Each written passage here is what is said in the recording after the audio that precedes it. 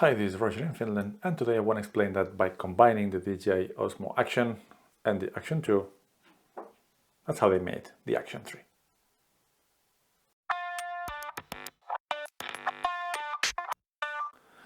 And for the impatient ones, the DJI Osmo Action3, it really takes all the best from the Action1, all the best from the Action2, and it doesn't introduce that much other new things. But still, I'm loving it. And before getting into more details, one disclaimer: this video is not sponsored by anyone. These three cameras are mine and my own, and I'm trying to compare features, functionalities, how do they behave physically and whatnot. There's gonna be more videos with a lot more sample footage. It's just that now everything looks like this. Nothing is being clipped, by the way. This is how the sky looks. It's fully white.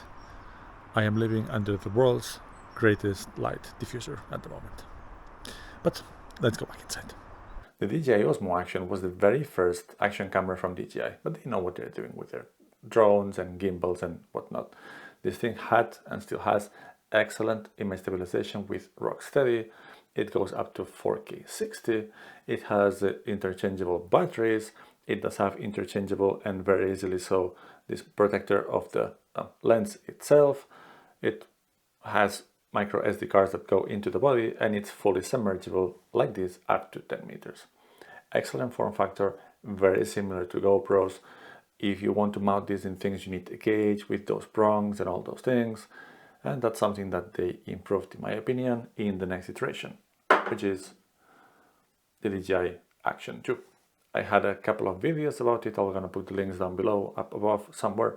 You know that I have had some issues. So my copy of the camera had problems with the lens, which was not focusing in the center of the frame, which sounds kind of silly, but that was the problem. They replaced it and everything is fine. It has this modular design where the main body of the camera is super tiny. It's magnetic in many places. Actually, it's magnetic just under it, but it's magnetic. And they have a really good lanyard that you can just mount it in here, which to me still is the most practical, the most minimal chest mount for an action camera. Maybe not applicable if you're gonna do lots of action stuff like, I don't know, going down rapids while paddling on a kayak. But if you want to do point of view type of things, this is excellent without having to need to put a harness. It had this really cool magnetic mount where you just mount the things magnetically with a couple of prongs in here, which is super practical and I loved it. And this is the same way that it attaches to its main accessories, meaning this thing, which is the front facing screen for vlogging purposes, which I find really useful. And then this one also has the USB-C for charging both devices, transferring files to the computer, and then the slot for the SD card. Both the USB-C and the slot for the card, unfortunately, are open, which means that in this mode, this thing is no longer submergible. Now it's waterproof, now it's not.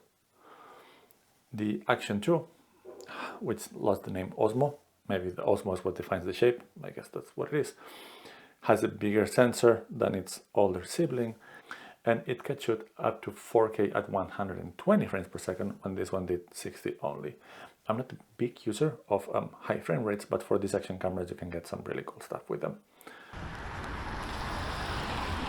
And of course, one of the great things of the Action2 is the horizon balancing in 4K, and now we got it in the Action3. But as you can see, because it's raining, I cannot use the front screen for vlogging with the Action2. So another win for the Action3. That carries over from the Action1.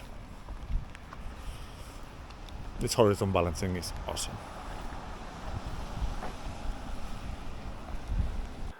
So, what did we gain? What did we lose? We gained the magnetic mounts, which I think they're excellent. We gained a bigger sensor. We gained the front touch screen. But what did we lose? We lost the ability to change batteries affordably, because this is the battery module. There's another one without the screen, but it's still quite expensive, and you still have the same issues with the USB-C and SD card losing the waterproofness of the device. And we also lost the ability to change the lens cover. This is unprotected. So this one I have been throwing to my pocket and to a backpack for years. I actually haven't changed the lens cover, and it's a bit dented on the sides, but it's not scratched in the middle. But if I get scratching here, then I'm in trouble. So what did they do with the Action3?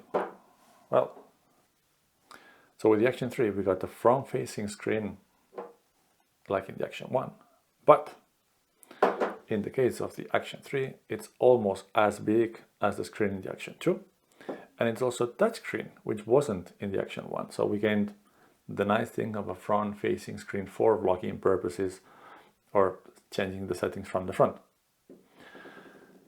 We got also the magnetic mount, and it's actually improved, but it is backwards compatible with all the accessories from the Action2. What you can do is mount the Action2 on accessories designed for the Action3, because it has some extra bits on the these pieces around here, which makes the connection even more secure. But this is really, really safe. This came with the Action2, and is one of my favorite accessories, by the way. So we gained the magnetic things, we gained the front touchscreen. It has the same bigger sensor than the Action2. And then it fixes all the problems that this one had. This has interchangeable batteries, and with the Adventure combo, they come in this awesome case that you can use to charge as well and do other things that you might have seen in other videos. We get the SD card inside of the main body itself. This is submergible to 16 meters. It doesn't make a difference for me. I would never go lower than 10 meters. But anyway, the point is that now the camera with interchangeable batteries and the SD card inside is waterproof on its own. And if you add a module like in this one, we lost the waterproofness, if that's worth. And this one is waterproof on its own. So I'm going to have a few more videos coming. I'm really expecting two things to make videos with this camera. One is getting the 10-bit promised update in October. It's mid-October right now, so let's see when that happens. And the second one is testing it in the cold. We're going to have to wait until February possibly, but I'm looking forward to making some minus 20 degrees Celsius vlogs with this camera. Let's see how it holds up. Another nice change between the Action1 and the Osmo Action3 related to the screens is that in the first one, well, first of all, this is smaller and it's not a touch screen. Second is that if it's activated in the front, it's deactivated in the back, and then you need to choose the quick settings and change the screens back and forth and whatnot. With the Action3, both screens are always turned on, and it doesn't seem to affect battery life at all, because the battery life is just excellent. It lasts for a very long time. The one thing to take into account is that there's one active screen and one locked screen. So if you're, for instance, changing the quick settings and the active screen is the one in the back, you will not see the different options scrolling through in the front screen. And the opposite is also true. Fortunately, changing and activating the screens is really easy. So one screen is active, you just can change it. And if you tap to the inactive screen, it just offers the option to swipe up, and then it's unlocked, which is exactly the same way that works with the Action2. It was a nice feature, it was nicely implemented, and that's why they carried it over. All in all, I really liked the Osmo Action. It's been with me for very many years, I've used it quite a bit. I liked quite many things of the Action2. I liked the small form factor of the camera module itself as a chest-mounted solution. I think that's brilliant. I really love the magnetic attachment system. I have liked also the camera options and the quality of the camera itself, but it had some issues related to this is really small. You attach the front screen because you want it, and suddenly this becomes much bigger than the Action3 or than the Action1. Then there's the fact also that when you attach this thing, which is not cheap, the camera module or the front-facing module or the battery module to get an SD card, because otherwise you have limited memory, then this is not waterproof anymore, and you need to think about it. And the form factor, maybe it's a little bit more awkward. All of these things, everything I liked from this one that I was missing from the Action1 is here. Everything that I was wishing that the Action1 would have, the Action2 had, it's also here. This is really the best of both worlds, without compromising anything. And if they get 10-bit, certainly a step forward. Will I keep the three of them? I don't know yet. The Action1, if I would sell it, it would be probably at a massive loss, and it's still a fun little thing to carry around, and maybe the kids will start using it. Keeping the Action 2, it's different enough from this one. I don't have a good solution of how to mount this as easily as this one, as in a chest mount, especially when it comes to point of view type of thing. So there's still a use for this, so I might keep them both, but time will tell. But yeah, we're gonna have a ton more tests with this camera, probably a few before the 10-bit update and a few more after the 10-bit update. Stay tuned for those. But for now, just keep in mind that the DJI Osmo Action 3, it is the Action1 plus the Action 2. If you like the video, please like and subscribe, and we're gonna see you soon for some more content.